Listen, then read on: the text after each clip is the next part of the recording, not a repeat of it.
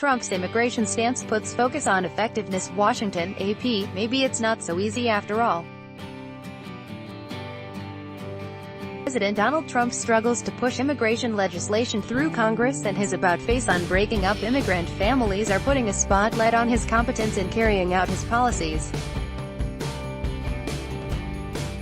The fallout from Trump's handling of the separation of immigrant children from their families, which led to a sharp reversal from the president, has been reminiscent of the chaos sparked when Trump opened his administration by imposing a travel ban on immigrants entering from majority Muslim countries.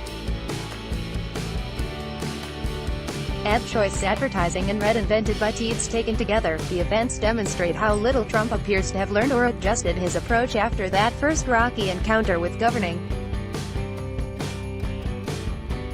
From issue to issue, from immigration to healthcare to trade and more, Trump's pattern has been to outline a plan with scant concern or preparation for its immediate impact or consequences, and to make changes on the fly with the same lack of planning.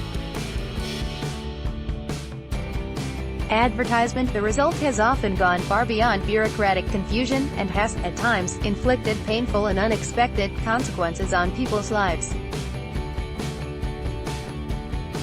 It's not something that appreciates these young children, and was certainly done in ready, fire, aim way, obviously, said Republican Sen. Bob Corker of Tennessee, describing the administration's immigration policy. There was no preparation for it.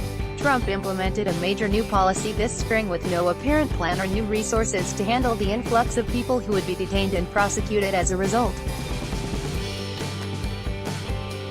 When a public outcry ensued, the administration could not answer basic questions about it. Trump then changed the way the policy worked, leaving officials within the administration and at the border confused on how to enact the changes. Plus, it took several days for the government to say how it planned to reunite families and where the separated children were located. Trump's struggles on immigration follow his failure last year to repeal the so-called Obamacare law, a central tenet of GOP orthodoxy since President Barack Obama signed it into law in 2010, and the president's uneven implementation of his travel ban, which will be the subject of a Supreme Court ruling this week. New tariffs have strained relationships with European and North American allies, and his Middle East peace plan is still under development amid a standoff with the Palestinians after he said the decades-old problem wouldn't be hard to solve. Advertisement. Trump has often used since the 2016 presidential campaign that it would be so easy to pass a sweeping immigration law and construct a big, beautiful border wall, paid for by Mexico. Earlier this week, he tweeted that his Democratic leadership adversaries in Congress, Senator Chuck Schumer of New York and Rep. Nancy Pelosi of California, would be forced to do a real deal, so easy, that solves this long-time problem. But the upcoming week could offer fresh evidence that the reality of governing is much more challenging. Republicans are seeking to steer an immigration bill through the House despite skepticism among conservatives and uncertainty about Trump's commitment to the plan. The president told House Republicans he was 1,000% behind their effort last week, but then suggested just 3 days later on Twitter that Republicans wait until after the fall midterm elections. Rep. Michael McCall, R. Texas, the chairman of the House Homeland Security Committee, said he received assurances from the White House during the weekend that Trump was still 100% behind us. But the fate of the bill remains in doubt, and it remains unclear if House Republicans could pass a narrower version that would only address the separation of children and their families. Confusion has lingered over Trump's border policy, meanwhile. After a public uproar over the zero-tolerance policy that led to more than 2,300 immigrant children being separated from their families near the Mexican border, the president signed an executive order last week for the children to be brought back together with their families. The order seeks to keep families together in detention instead of separating them while their legal cases are heard by the courts. Advertisement. A 1997 landmark case known as the Flores Settlement governs how children are handled in immigration custody and generally prevents the government from keeping them in detention, even with their parents, for more than 20 days. Trump is seeking to amend the agreement to allow for families to be detained indefinitely together.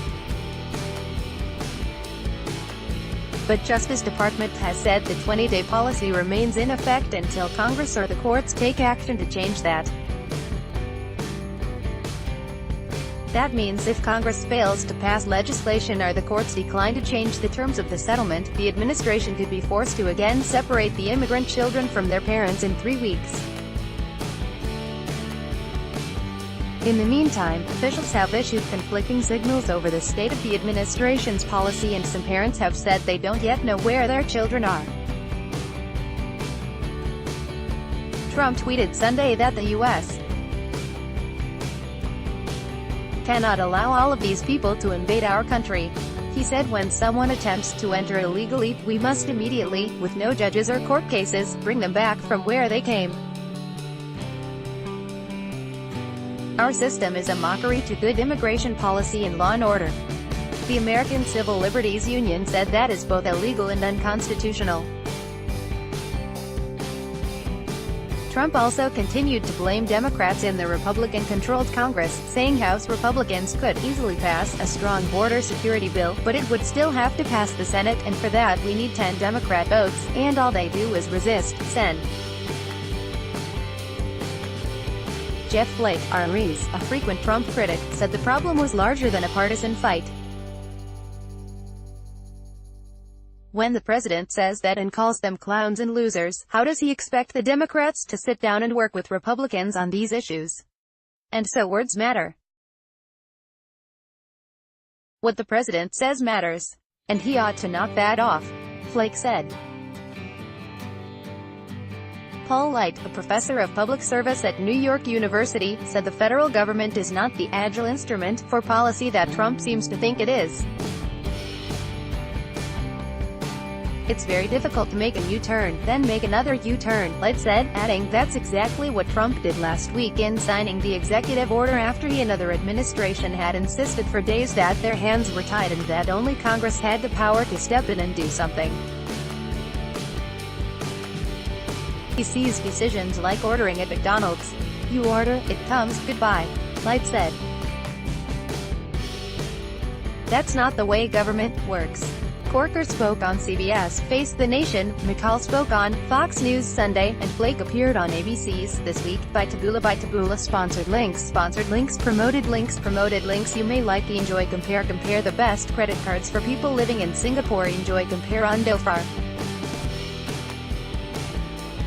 Bablindo Throne, free online game if you're over 30 and own a computer. This game is a must-have. Throne, free online game on Emirates. Explore Colombo and travel in comfort with Emirates. Sundo Blinkist. This woman reads 100 books in a month. Blinkist Undo.